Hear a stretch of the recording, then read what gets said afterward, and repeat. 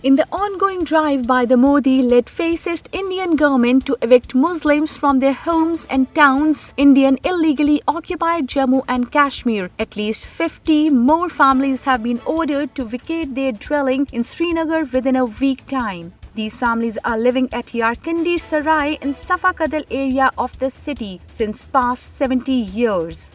Meanwhile, the Modi-led fascist Indian regime has shifted many political prisoners from various jails in occupied territory to Indian jails. Over half a dozen prisoners, including renowned trader Sajjad Gul, Shahid Majid Dar, Tehreek-e-Hurriyet leader Nasir Abdullah and a Sikh leader lodged in jails of Srinagar, Jammu and Poonch has been moved to the Jagar jail in Haryana.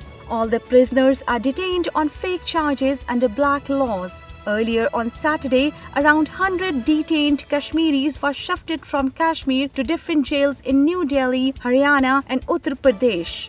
Political analysts, while commenting on the Indian government's move, said shifting political prisoners to faraway jails is the proof of criminal mindset of the Modi regime. Indian police slapped draconian law Public Safety Act on illegally detained Kashmiri journalist Fahad Shah. He was arrested on February 4th for giving the version of the family of the fake encounter victim.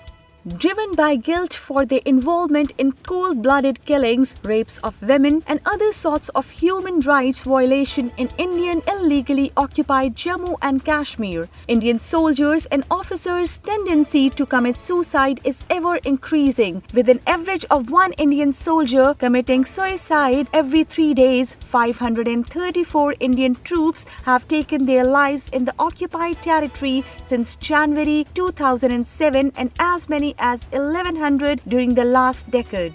Bodies of a man and women were recovered from Jhelum River in Islamabad and Baramulla districts. The fact-finding committee set up by the Press Council of India in its findings confirmed that the Modi government has choked media in Jammu and Kashmir, especially in the Kashmir Valley.